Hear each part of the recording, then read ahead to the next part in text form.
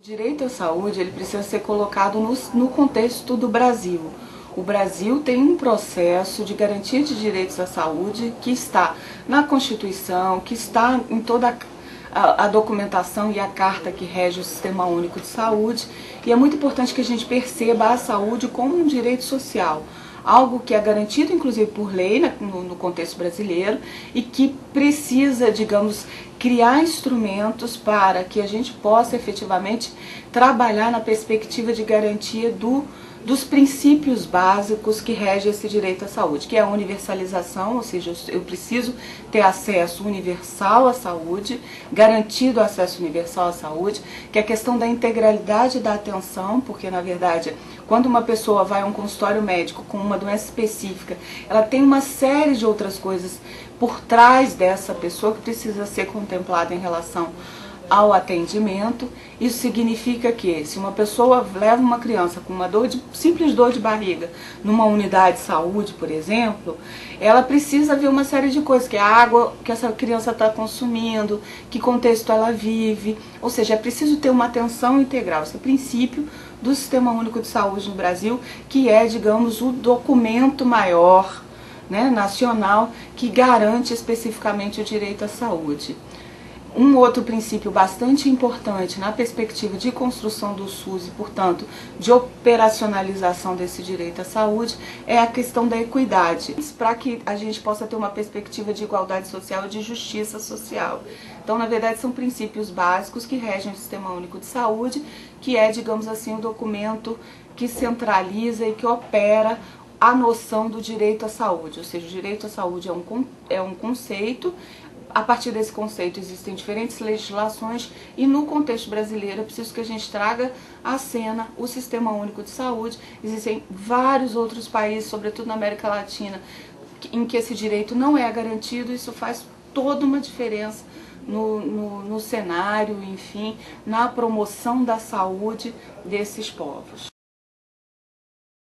A promoção da saúde é um campo da saúde pública que traz para o cenário, para o contexto, a importância da participação social na construção da saúde. Enfim, é um campo que nasceu por volta de 1986, numa perspectiva da Organização Mundial de Saúde, em que o setor saúde dizia, bom, sozinho nós não conseguimos dar conta de todas as questões que compõem a multidimensão do processo de saúde e doença. Nesse contexto, é preciso que outros atores da sociedade possam se engajar em processos de construção social da saúde, e esse é um pouco um campo que abarca, digamos, todas as questões que conferem maior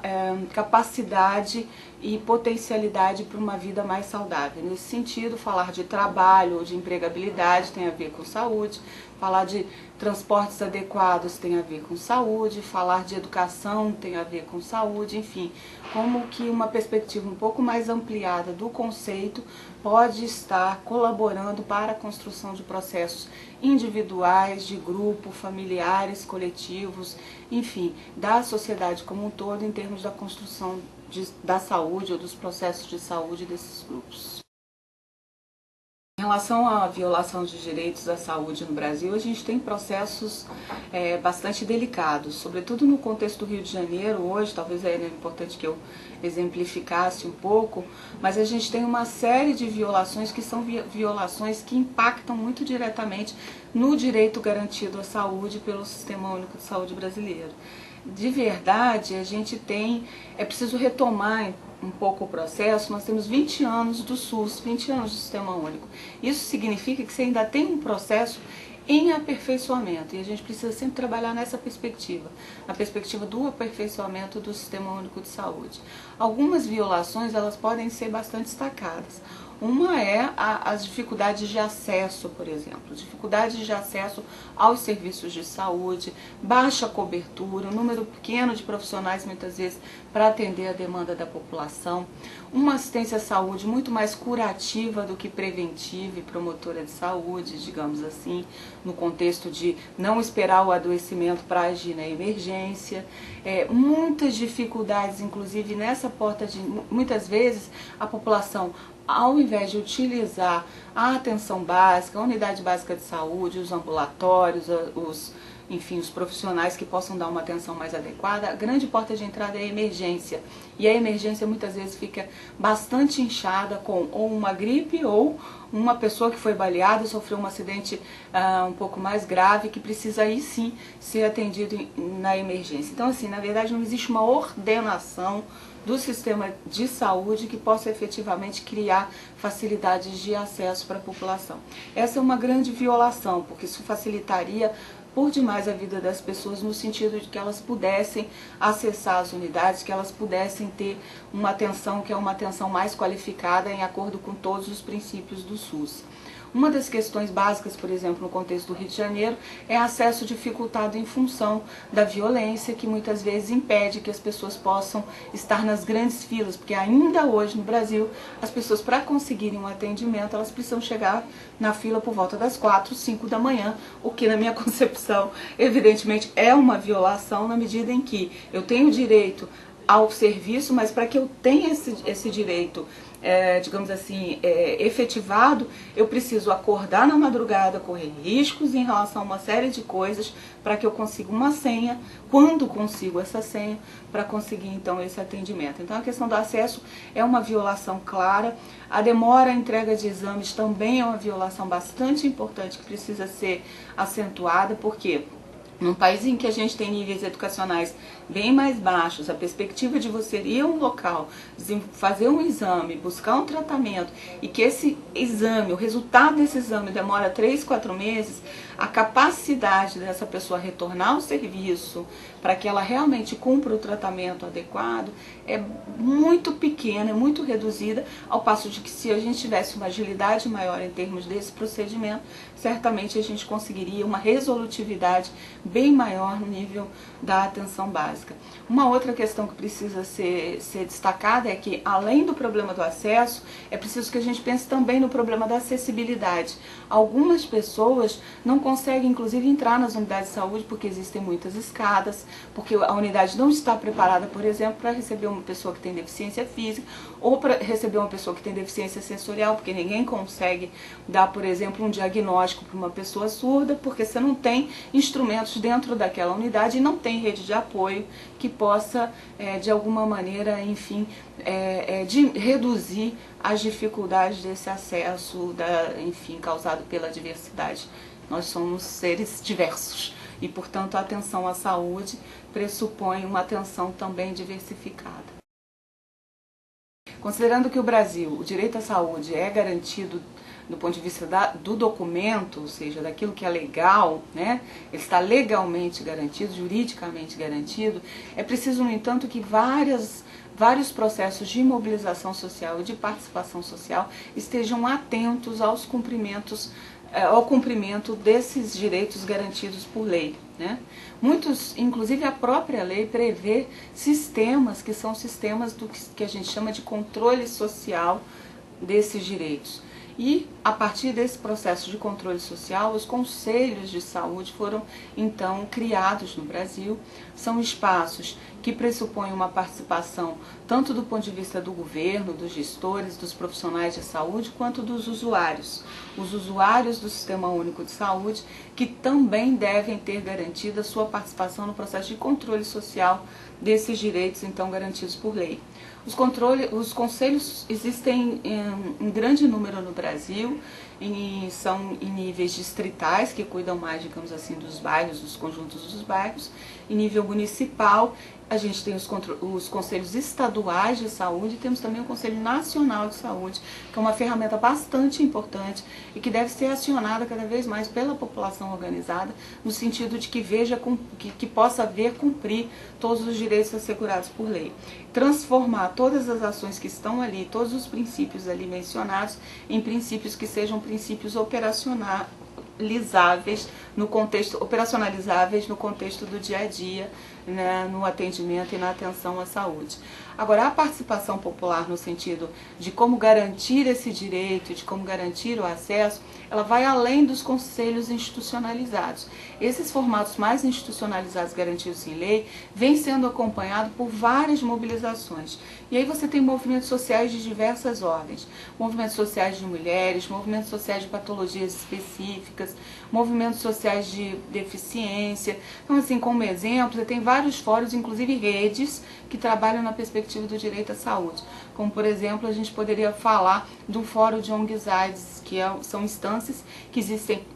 em cada estado brasileiro, e essas instâncias são instâncias populares de controle social. Além desses espaços, e esses espaços são compostos por organizações sociais das mais diversas ordens da sociedade e que vão ali lutar pela perspectiva de direito e na perspectiva de atenção, por exemplo, a quem vive com AIDS ou, por exemplo, trabalhar na perspectiva da prevenção para que a gente possa reduzir o número de infectados em relação à epidemia de AIDS. Ou seja, existem vários movimentos ligados a patologias específicas, os renais crônicos, hepatite C, enfim, e que compõem um conjunto de esforços cujo canal, digamos, institucionalizado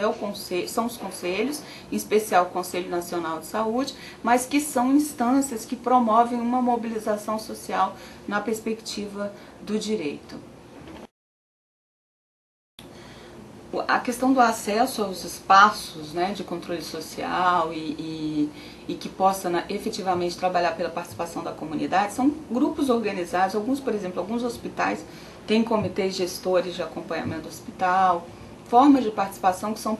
formas de participação o mais próxima possível. Agora, as organizações da sociedade civil, elas vêm se constituindo num canal para maior participação da população em si. Quer dizer, são espaços, ela pode se associar a uma organização, participar voluntariamente de uma ONG, desenvolver ações ou na perspectiva de estar participando dessas reuniões, e em sua grande maioria as reuniões são reuniões abertas e que podem ser acessadas a partir do seu tema de interesse. Em geral, é interessante que a gente procure, enfim, a gente tem hoje um canal que é um canal bastante aberto, que é o canal da internet, e é muito importante que você localize endereços e espaços onde você possa estar participando na perspectiva da construção da participação social em saúde.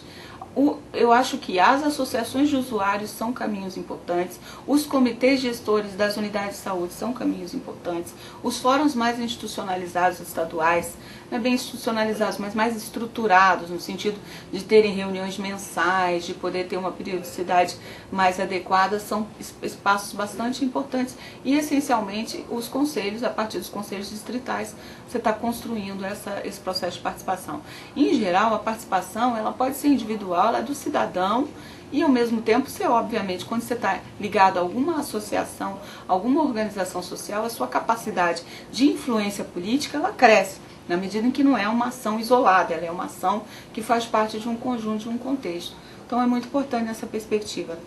Uma das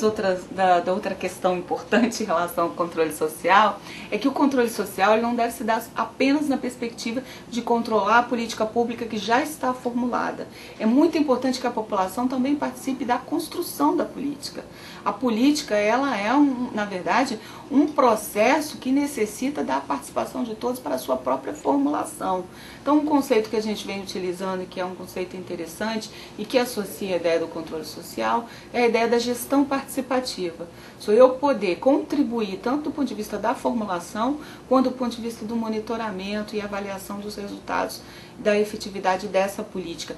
a ser formulada ou dessa política que já está formulada e garantida por lei, no sentido de que a gente possa aperfeiçoar os mecanismos práticos de operação desse direito.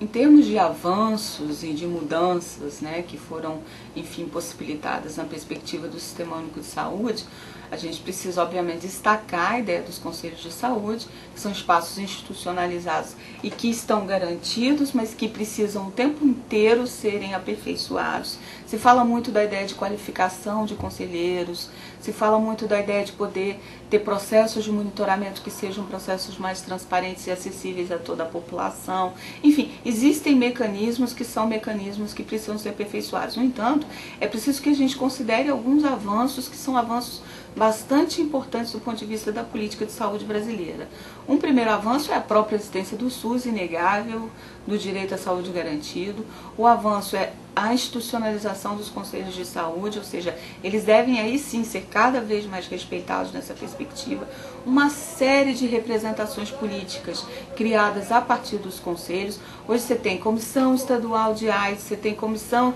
estadual para tratar de diferentes patologias, você tem uma série de fóruns e de instâncias que foram criadas e que de alguma forma você pode estar, digamos, apresentando propostas e recomendações. Um outro avanço bastante importante em termos da participação social são as próprias conferências. As conferências de saúde, tanto saúde mental, enfim, de saúde de uma forma geral, as conferências hoje. O Brasil conseguiu fazer a primeira conferência LGBT do mundo, ou seja, ligada à diversidade sexual. É um avanço e com certeza proporcionado a partir do processo de democracia participativa e do aperfeiçoamento desses instrumentos. Então, assim, a despeito das dificuldades que a gente vive, dos inúmeros espaços e lacunas em termos de aperfeiçoamento, a gente precisa reconhecer avanços nesse campo.